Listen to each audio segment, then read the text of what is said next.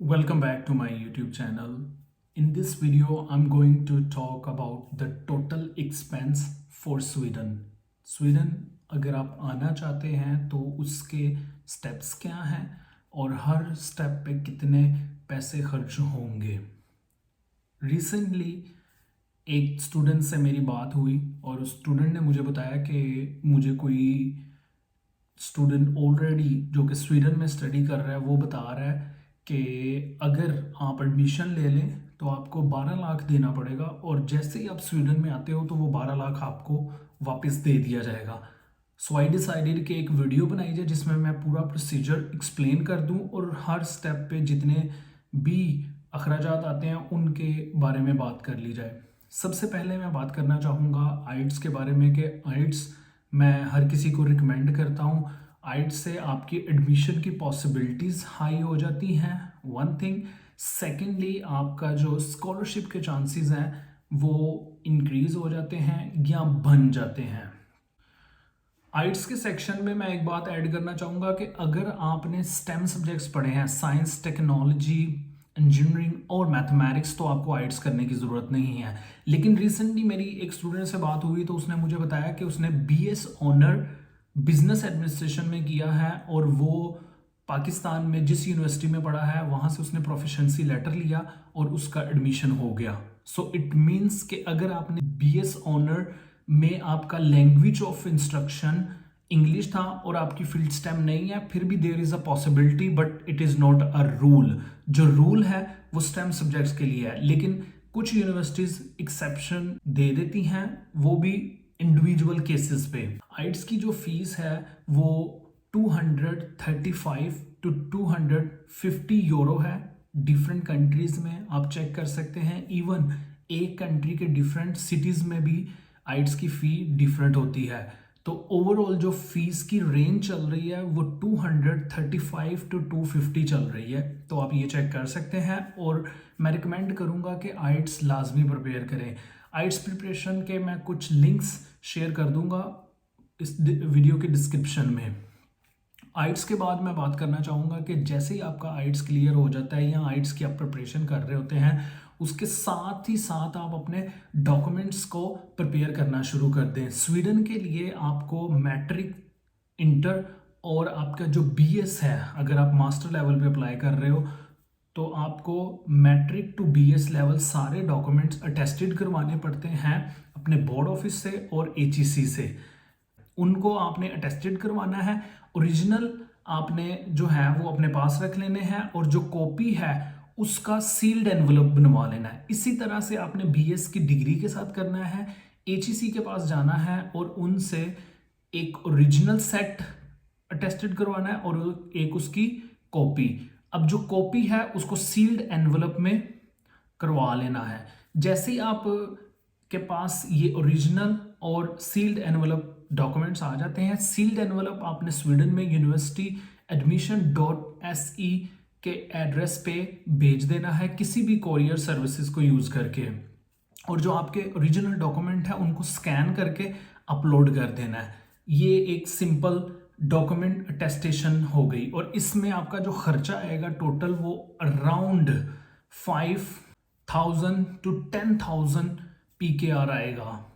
ये जैसे ही आप करवा लेते हैं उसके बाद अगली बात ये आती है कि आपको यूनिवर्सिटी के एडमिशन के लिए अप्लाई करना है। जब आपने यूनिवर्सिटी के एडमिशन के लिए अप्लाई करना है ना, तो तब आपको university.se पे फीस पे करनी पड़ती है, वो 900 SE के है। university.admission.se की जो 900 SE के फीस है वो आपने अपने डेबिट या क्रेडिट कार्ड को यूज़ करके पे कर देनी है। अगर आपका क्रेडिट या डेबिट कार्ड यूज़ नहीं कर पा रहे, अपने बैंक को कॉल करनी है या ब्रांच विजिट कर लेनी है, उन्हें कहना है कि मैं इंटरनेशनल ट्रांजैक्शन करना चाह रहा हूँ, हो नहीं रही है, तो वो उस अगर तो ओपन नहीं है तो उसको ओपन कर देंगे और आप पे कर सकते हैं या आपको कोई और सोल्यूशन बता देंगे।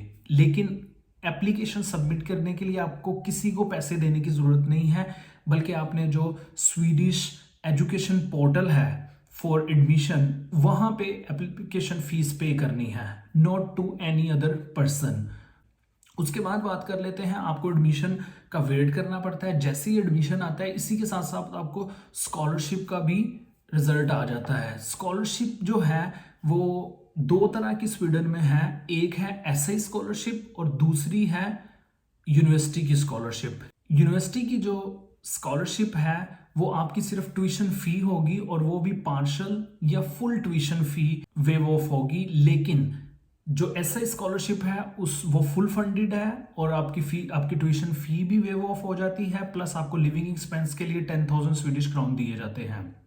इसके बाद बात कर लेते हैं कि अगर आपकी स्कॉलरशिप नहीं लगी तो आपको फीस पे करनी पड़ती है, और स्वीडन के अंदर 40,000 to 75,000 स्वीडिश क्राउन पर सेमेस्टर ट्यूशन फी है। डिफरेंट यूनिवर्सिटीज की ट्यूशन फी डिफरेंट है, बट मैक्सिमम जो ट्यूशन फी है वो 75,000 है और मिनिमम जो है वो 40,000 स्वीडिश क्राउन पर सेमेस्टर है। तो ये फीस अगर आप पे कर देते हैं तो आपको इसका वापस कुछ नहीं मिलता। अगर आपको कोई कह रहा है कि हमें वापस आपको दिलवा सकते हैं तो वो आपसे झूठ बोल रहे हैं। एक तो वो कंसल्टेंट होगा या कोई इंडिविजुअल होगा जो कि आपका एडमिशन करवाने में आपसे 1-2 लाख लेगा और बाद में फीस का आपको कहेगा कि वापस मिलेगी, लेकिन जैसे ही आप स्वीडन लैंड करोगे आपको पता चलेगा कि ट्यूशन फी वापस नहीं मिलती। मैं बात करना चाहूँगा वीज़ा एप्लीकेशन की। जो स्वीडन की वीज़ा एप्लीकेशन फ़ीस है वो 1500 स्वीडिश क्राउन है, 1500 एसई के। एम्बेसी की वेबसाइट पे जब आप एप्लीकेशन सबमिट कर रहे हैं, अपना क्रेडिट और डेबिट कार्ड यूज़ करके आप फीस पे कर सकते हैं। वीज़ा एप्लीकेशन फ़ीस 1500 एसई के।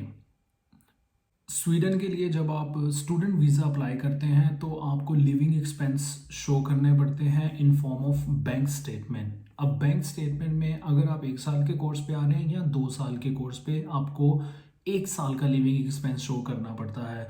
करंटली जो लिविंग कॉस्ट पर मंथ है वो 8,694 एसईके है। इसको आप 12 से मल्टीप्लाई करके बैंक स्टेटमेंट शो कर सकते हैं।